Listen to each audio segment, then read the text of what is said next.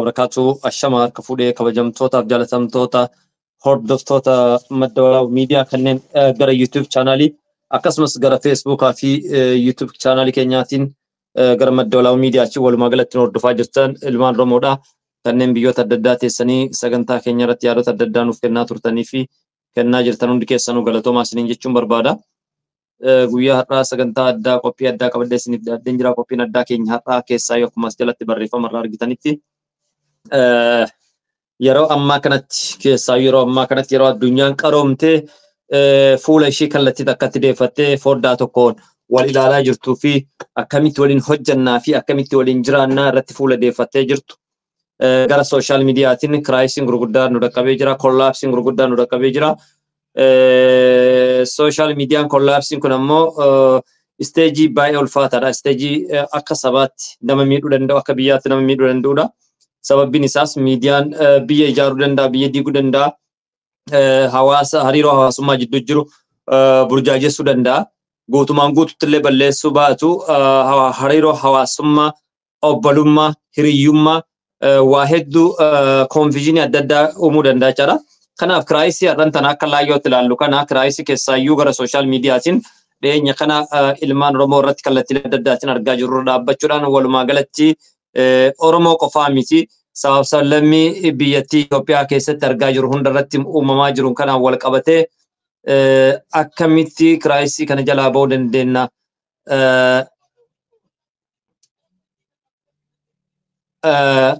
Akkamitti rakkoo kana jalaa ba'uu dandeenya, qormaata kana jalaa ba'uu dandeenya kan jiru irratti yaadota tokko wajjinaa somnaa ispeeshaalii keessaa yeroo ammaa kanatti jechaadha. Rakkoon kun rakkoo akka sabaatti akka biyyaatti dhufeedha. Tibbanoota darban rakkoo hedduu argaa jirra. San caalaa mootuu guyyoota kaleessaaf ergaddaa akkasuma walumaa galatti sooshaal miidiyaan infuleensii namatti dhaloota irra fidaa jiru. Infuleensii salphatti ilaalamuu miti. Dhiibbaa gurguddaa, dhiibbaa dhaloota doomsuu danda'u, dhiibbaa dhaloota facaasuu danda'u, dhiibbaa dhaloota gargar dhiibuu danda'u jechaadha. Hedduun isaa akka argaa jirutti. Garuu sooshaal miidiyaan wanti uumamee far'aan tanatti diijitaal maarkeetingii keessatti, siyaasa keessatti, barnoota keessatti gumaanni miidiyaan qabu biyyoota hedduu keessatti warroonni biyyoota gurguddoo jirtan akkasuma biyyoota baha Afrikaa keessa jirtan biyyoota Afrikaa keessa jirtan argaa jirtan maaliif addunyaa tana keessatti har'aan tanatti infuleensii sooshaal miidiyaan qabu maal akka ta'e namuutu argaa jirra jechuudha. Kanumarra dhaabbachuudhaan keessaa yeroo ammaa kanatti kiraayisii dhaloota haal duree tokko malee amantaa isaa irraanfachuu, haal duree tokko malee aadaa isaa irraanfachuu, walii abboomuu, walii obsuu, walii abboomuu fi walii obsuun dhabamuun kiraayisii ammana hin jedhamne fidaa jira jechaadha. Kiraayisiin kun deemeetiin maal ta'a? Maal akka sabaatti fiduu danda'a? Maal biyya irratti fiduu danda'a? Wanti akka laayyootti har'aan tana laallu tuni bor deemeetiin kallattii adda addaatiin hawaasa kaleessa waliin jiraachaa ture, hawaasa kaleessa rakkoo wajjin godhamaa ture, hawaasa kaleessa gadda waliin fudhachaa ture jidduutti kallattii adda addaatiin akka hawaasni waliin amanne, akka dargaggeessaaf dargaggeetti waliin amanne burjaajii ammana hin jedhamne karaa sooshaal miidiyaatiin fideera. Kuni tarii gariin osoo hin hubanne gariin immoo hubatee ta'uu danda'a. Walumaa galatti keessaa iyyuu amman tanatti wanti argaa jirru wanta akka amantaa keenyaatti nu daangessu, wanta akka aadaa duudhaa saba keenyaatti nu daangessu, waan akka hiyyummaa keenyaatiif akkasuma immoo rakkoo biyyaa baane konseptii keenya kaayoo dagachuutiin waan nu miidhu waan taateef dargaggeessi hedduun shamarran hedduun kan biyyaa baaneef kaayoo mataa keenyaa qabna. Kaayoo mataa keenyaa irratti yoo xiyyeeffanne gaariidha. Waan silaa hojjechuu qabnu, waan silaa harka dha'uu qabnu, waan silaa duuka bunee hojjechuu qabnu irratti fuula deeffachuu dhiisuudhaan har'aan tana namuutu sooshaal miidiyaa irratti daataa waan argateef, waayifaa waan argateef sa'aatii 24 ta'aa jira jecha. Kanaaf walumaa galatti sooshaal miidiyaa fayyadamuun gaariidha. Sooshaal miidiyaan akkaataan har'aan tana itti fayyadamaa jirru kun garuu irra hedduu dhuunfaa bira darbee sadarkaa maatii miidhuu, sadarkaa kallattii adda addaati saba kana miidhuu maaliif yoo dargaggeessi tokko akka gaarii hojjetate, yoo shamarreen takka akka gaarii hojjetatte of jijjiiruu danda'a waan taateef walumaa galatti keessaayyuu rakkoo har'aan uumamte tana jalaa bahuudhaaf dhaloota kana akkamitti qaruu dandeenya? Dhaloota kana akkamitti sooshaal miidiyaatti fayyadamuu danda'a? Akka jirratti hayyootiin imaammanni kun ilaallatu fi dhimmi kun ilaallatu gadi fageenyaan osoo irratti hojjetanii gaariidha kan jedhu mana hedduu irratti marii goggodhamaa jiru irratti argaa turre.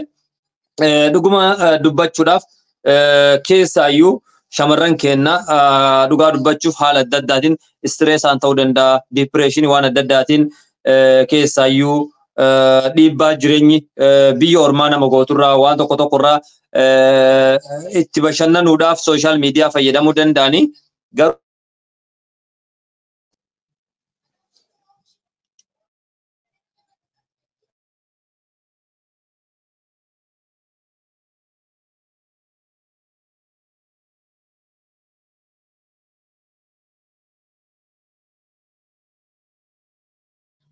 garuu immootu akkuma jalqaba irraa isiniif ibsuuf yaalletti wanti kun hawaasa miidha. Hawaasa keenya sirriitti miidha. Kiraayisiin sooshaal miidiyaa irratti amman tan argaa jirru kun hawaasa keenya miidha. Jiruu fi jireenya dargaggeessa Oromoo miidha. Jiruu fi jireenya dargaggeettii Oromoo miidha. Wal amantummaan yoo hin jiraanne gaddaaf gammachuu waliin qoodamuun hin jiru. Gaddaaf gammachuu yoo waliin hin qoodamne waliin jireenyi hawaasummaa hin jiru. Bakka waliin jireenyi hawaasummaa hin jiraannetti jiruun namaadhaa ni fokkatti. Jireenyi namaadhaa sadadoo gadadoo jireenya bara dhufaa darbaa dhaloota darbu taate jecha.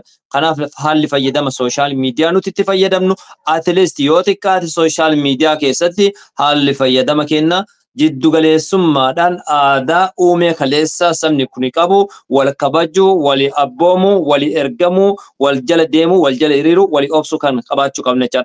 San bira darbee ammoo namni amantaa hin qabne tokko hin jiru. Keessaayyuu irraan tana kan aadaadha. Sadarkaa amantaan illee walii abboomuu hin dandeenye irra jirra jechaadha. Jechoonni haalli fayyadamnu jechoota xiinsammuu namaa miidhan, qorqalbii namaa miidhan, jechoota madaallii hedduu kaasan kan kaleessan dhageenya jechoota har'aan tana sooshaal miidiyaa irratti dhagaa jiru jira. Kan kaleessa yoo gurratti hususidhaan yookaan walitti siqee namni dubbatu akka qaanyiititti laallamu tokko ol fuudhanii yeroo dubbataa jiran argaa jirra. Kuni kiraayisii gurguddaadha. Kiraayisii kana keessa ammootu bahuudhaaf fageenya irra dhaabbannee qubatti nama qabu osoo hin taane lakki obboleessi kiyya sirri hin jirtu, lakki obboleettii kiyya sirri hin jirtu jechuudhaan walitti dhiyeennaan bifa poozitiivlii ta'een bifa argitee yaada poozitiivii ta'een walitti dhiyaannee yoo wal gorsine waan kana solvu gochuu dandeenya. Saayidii qabanneetiin yoo walitti deemnu taate kana caalaa wal balleessuun keenya immootu saba kana sooshaal miidiyaa irratti xiqqeessu, saba sooshaal miidiyaa fayyadamee hin beekne ta'uu keenya ragaa nutti baachaa ragaan tokko illee hin jiru. Biyyoonni gaanfa Afrikaa hedduun isaanii sooshaal miidiyaa irratti reeftana mul'achaa jira. Keessaayyuu irra hedduun nuuf akka waan haaraatti ilaaluu dandeenya. TikTokis ta'ee sooshaal miidiyaa hedduu keessatti heddummina waan hin qabneef jechaan. Garuu biyyoonni hedduun isaanii sooshaal miidiyaa waan dirraan dhaawatanii fi waan assimilation gatanii akka aadaatti amaleeffatanii jiraniif wanta akka waan haaraatti seensii itti uumuun jira jechuudha. Nuuf ammoo torban tanatti seensii ta'eetiin yookaan ammoo waan jabaa wayii nutti fakkaate sirriidha. Sooshaal miidiyaan jabaadha. Biyyoota addunyaa keessaa biyyoonni hedduun sooshaal miidiyaadhaan fagaatanii jiran jechaadha. Digitaalaayizeeshin gatanii maarketingi adda addaa fayyadamaa jiranii, faankishinii adda addaatiif fayyadamaa jiranii. Riyaalitiin nu biratti jirtu ammoo riyaalitii waan adda addaatiif itti fayyadamu osoo hin taane ittiin wal adamsu, ittiin wal xiqqeessu, ittiin Oromoo gandaa fi gosaan mandaraan addaan qoodu dargaggeessa Oromoo xiqqeessu shamarreen Oromoo xiqqeessu taatee jirti jechuudha. Kana keessaa bahuudhaaf kiraayisiin kun deemee akkuma state collapsiin deemeetiin country collapsii fiduu jechaadha. Wanti irra xiqqootti lafatti ilaalaa jiru sooshaal miidiyaa irratti ilaalaa jiru kun hawaasummaa jidduutti akka hawaasni waliin hin jiraanne atakaroo gurguddaa uumachaadha. Atakaroo gurguddaa kana akka uumamuuf ammoo namuutu accountability qabaachuu qaba, riskii irraa qabaachuu qabna jechaadha. Hoggaan kana jedhu nama wal dhabaa jiru tokko argine akka aadaa Oromootti lakkiinni addaan qabnee biraa deemne yookaan ammoo yoo dandeenye yeroo arganne araarsine addaan deemne jechaadha. Wanti sun dhabamuun hadhaan tanatti kiraayisiin gurguddaan dhufeera jechaadha. Kanaaf namoonni umriin keessan ga'umsa irra jiru, namoonni yaada qabdan, namoonni abbootii amantaa taatan kan sooshaal miidiyaa kanarratti jirtan kallattiidhaan dhimmoonni akkasii sun solva akka ta'u gochuun ni danda'ama. Dhibbaan dhibbatti illee gochuu baannu parsantii wayirraa qoodamneetiin hawaasa kana tasgabbeessuudhaaf yoo of kennine yoo accountability qabaannee jenne waan kun solvii ta'uu danda'a jechaadha. Yeroo kana dubbadhu dhugumatti dargaggeessadhaa nama ajajama maatiifuu dargaggeessan ajajamne jechaadha. Irra hedduun nama har'aan tanatti jechaadha. Maatii isaatiifuu dargaggeessan ajajamne waan taateef afaan guuttannee nama ajajamanii yookaan nama dhageeffatan jechuun dandeenyu jechaadha. Kollaapsiin gurguddaan kufaatiin gurguddaan hadhaan tanatti sooshaal miidiyaa irratti argine keessaa tokko umriidhaanuu wal kabajuu dhabu, manguddoon kabajamuu dhabu, sheeyni kabajamuu dhabu, qeessin kabajamuu dhabu sooshaal miidiyaa dirree tiiktookii kanarratti wanta irra deddeebiidhaan argaa jirru. Jechoota hamaa, jechoota ulfaataa, jechoota kireeditii gurguddaa kennisiisan yeroo walirratti darbatan argaa jirra. Kanaaf uummanni keenya ammas dhaabbannee of ilaallu. Sooshaal miidiyaan ni darba maqaan namaa ammoo takka yoo namatti bahee namarraa waan hin banneef of eeggannoodhaan deemuun barbaachisaadha. Sooshaal miidiyaa irratti waa hedduu واحد نمون يرو قبضن نمون ساعتي جاه قبضن especially وان كانت social media فايدة قدر أرجع دندسني xiyyeeffatanii gara YouTube'tiin deemtanii barumsa adda addaa akkaataa fayyadama social media yoo hordoftanii jettan faayidaa argachuu dandeessan. Faayidaan keessan faayidaa sabaati, faayidaa sabaa, faayidaa biyyaati. Dhuunfaa keessanitti sirraa fayyadamuu dandeessan jechaadha. Hamma danda'ameen waan hojjennu irratti accountability qabaachuu qabna, itti gaafatamummaa qabaachuu qabna. Waan post goonu irratti, waan dubbannu irratti saba kiyya miidhee jira moo biyya kiyya miidhee jira moo maatii kiyya miidhee jira kan jedhu konseptii sammuu keessa kaawwachuu qabna jechaadha. Ideology dubatta faa qabanneetiin asirra dhufnee kallattii adda addaatiin haala hin eeggamneen haala wal hammeessuutiin haala wal cabsuutiin tooftaalee adda addaatiin walirratti deemuun saayidii qabannee deemuun nun baasu waan taateef yaalilee mootummoota darban keessatti ummata Oromoodhaa faajjii gatuudhaan walitti deebisaa turan keessaa tokko saayidii qabatee nama walitti dhagaa darbuu ture jechaadha. Nun baafne nun fayyadne waan taateef sooshaal miidiyaa irratti immootu qabatamaan waan nun baafneef dhaabbannee of ilaaluu danda'u qabna. Qarreen Oromoodhaa shamarran Oromoo kanneen biyyoota Arabaa jirtan kan eessa jirtan kaayoo biyyaa baataniif inni irraanfatina. Dargaggeessi Oromoo kaayoo biyyaa baateef inni irraanfatini. Kanaafuu sooshaal miidiyaan waan bor darbudha. Seenaan immoo waan si qabate si duuka deemudha. Mucaa akkasii sooshaal miidiyaa irraa jedhan intala akkasii siin jedhan bor jechaadha. Kun ammoo maqaa isarraa hafuu miti. Kanaaf Rabbiin bakka jirtanitti hunda kennayyuu nama biyyaaf yaadu, nama sabaaf yaadu, nama amantaa keenya kabajee duudhaa keenya kabajatu nu haa godhu isiniin jedha. Sagantaa keenyarraa yaaduma ganaa isinii dabarsuu dhufee galatoma. Madda walaabuu miidiyaan odeessaalee adda addaa Oromoo fi Oromiyaa irraa jiddu galeessa godhachuudhaan kallattiilee adda addaatiin ennaa simbiraan geennu gammachuu guddaa wajjin madda walaabuu miidiyaa sagalee ilmaan Oromoo kaabaaf kibba bahaaf dhiya jiddu galeessa irraa idil addunyaa hunduma madda walaabuu miidiyaan filmaata keessan filmaata keenyaa ta'u galatooma laayik gochuun sheer gochuun subscribe gochuun dirqama keessan baadha. Qoosiin qabaa warroota nu hordoftan warroonni viidiyoo kana argitan sheer gataa laayik gataa. Yeroo ammaa kana akkuma beekamu dhugaa yeroo hedduu ni dhokatti namoonni dhugaa irratti hojjetan viyuun isaaniin guddatu flooniin isaaniin guddatu dhugaa jirtu yaa. Garuu immootu tasuma floowarsiif jennee tasuma viyuudhaaf jennee wanta saba kana fayyannee wanta saba keenya hin fayyanne wanta dargaggeessa hin fayyanne waan bor akiratti nu fayyanne waan bor ammoo Oromoo fi Oromiyaa biratti nu qaansiifne nu qaansisu hin dalagu jechaadha. Dhugaa isinitti mudaafi namoonni hedduun akkasichaa turtan jechaadha. Namoonni immoo akkas jettanii nu dubbattan yookaan mootu madda walaabuu hojiin keetii fi viidiyoon kee waliin madaalu keessaa yoo daawwatu irratti view irratti akkasuma floowarsiin kee hanga ammaatti 50,000 keessa maa jiraata warroonni jettanii akka namni flow gatu irratti hojjechuu dandeessan jechaadha. Short answer akka namni madda walaabuu miidiyaa kara peejii Facebookaatiin haa ta'u gara YouTube'iin haa ta'u gara TikTok'iin flown isaa akka guddatuuf maal gochuu barbaachisa irratti hojjechuu jechaadha. Uumamaan namni wal caala jechaadha. Tokko dandeettii haasa'uu qaba, tokko dandeettii sammuutti waa qabatee hojiidhaan hojjechuu qaba. Kennaa adda addaa Rabbi hundaafuu kenne. Wanti isin jechuun barbaadu yoo jiraate namoonni viidiyoo kana dhageeffattanii madda walaabuu miidiyaa gara YouTube channel kennaatiin subscribe gochuudhaan like gochuudhaan mallattoo on notification jettusan on gochuudhaan nu jabeessa. Immootu wanti beekuu qabnu yoo jiraate sorry wantoonni beekuu qabnu yoo jiraate subscribing qofti gaamiti guyyaadhaa guyyaatti sagantaaleen adda addaa yeroo gadhiifamu akka isin bira ga'u mallattoo alarmii san yoo gabaabbattan guyyaan jechaadha viidiyoon isin bira ga'uu danda'a jechaadha. Warroonni immoo Google account nu gaafate jettani madda walaabuu miidiyaa jedhaati search gataa YouTube irra isinii dhufa jechaadha. Yoo linkin isinitti ergamoo isinii ba'uu hin danda'u jechaadha. Kanaaf madda walaabuu miidiyaa jettanii yoo YouTube keessa seentanii search gootan kallattiidhaan argachuu dandeessan jechaadha. Warroonni kallattii adda addaatiin namaa yaaduunis haa ta'u ilaalcha namaa cabsuunis haa ta'u haamlee namaa cabsuuf waan adda addaa jettan ani bakka san hin qabu dhugaa dubbachuudhaaf abbaa ga'ee bira haa ga'u viidiyoon kiyya yeroo hojjedhu taalentii xiqqoo qabuun bakka kiyya poozishinii kiyya irratti hojjedha sammuu kiyyatti waan himeef jechaadha. Dhimma viyuutii waliin qabatu dhimmoota adda addaati floorsiitii wal qabate haasamu san dhageeffadhu jechaadha. Walumaa galatti wanti ani barbaadu namni na jabeessuu barbaadu namni miidiyaa madda walaabuu haa guddatu jedhu TikTok irratti faarsuu qofaanii miti peejii irratti madda walaabuu miidiyaa ja'a sarchi gataati. Enna sarchi gootan flow gataa like gataa isiniin jedha. Immootu YouTube irratti sagantaalee adda addaa keessaayyuu ijoollee Oromiyaa keessa jiran ijoollee taalentii qaban ijoollee dandeettii adda addaa qaban gara maddolaabuutti madaqsaa jirra jechaadha. Hojiin akkasiin baratamne hojiin baratame maali? Nama kadhatu qofa fiduudha. Maa nama kadhatan gargaartanii miti. Assaayimentiin gurguddaan sooshaal miidiyaa irratti argaa jirru yoo jiraate namni yeroo ammaa kanatti kallattii kamiin waa inkaamii argadhaa irratti xiyyeeffateera jechaadha. Kanaaf walumaa galatti nama keessan gargaara akkaataa itti gargaartan immoo haala mijeeffadhaa gaafuma rakkoon galte qofa hawaasa gaafa rakkoo qofa wal soquu ta'uu hin qabnu gaafa gammachuus wal soquu danda'u qabna jechaadha. Madda walaabuu miidiyaan sagalee ilmaan Oromooti. Yaa tokko lama sadii jechuudhaan wal duraa duubaan isin biraan genneerra marrega filmaati.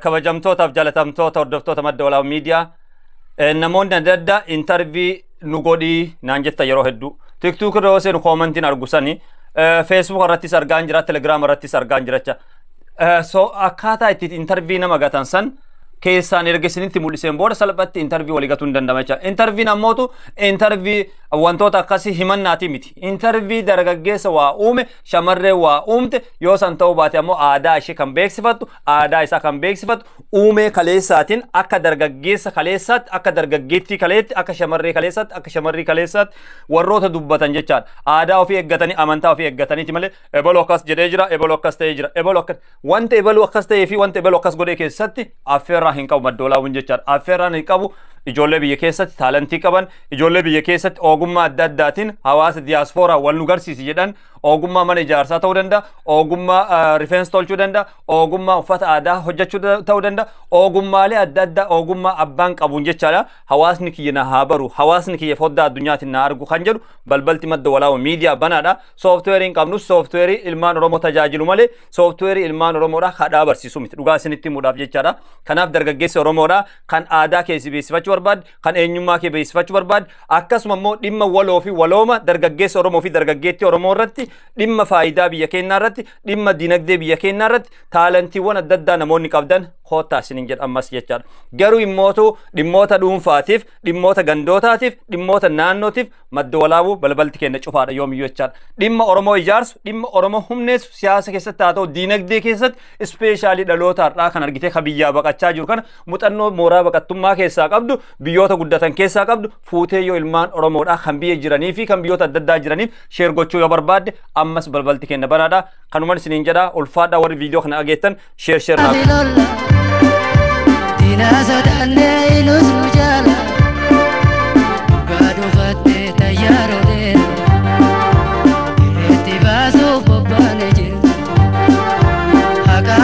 isinitti yoo jiraate madda walaabuu miidiyaa telegiraamnis jira isiniin jedheen jira namni kenna haasawma taate dhugaa dubbachuuf haasofti waan jijjiiru haasofti kan waa jijjiiru dalagaadha kanatti namuutuun amanan jedheti yaadaloonni ammaa jiran ispeeshaalii taatelee dhiyeenna kana sooshaal miidiyaa irratti argaa jirru kana dhimmoota akkasiirra piliis dhaabbadhaa nun barbaayisu yaadni har'a gabaa addunyaa irratti barbaayisu yaada ijaarsa biyyaa ijaarsa dinagdee keessatti argamu poovertii mo'achuu jechaadha hiyyummaa mo'achuudha.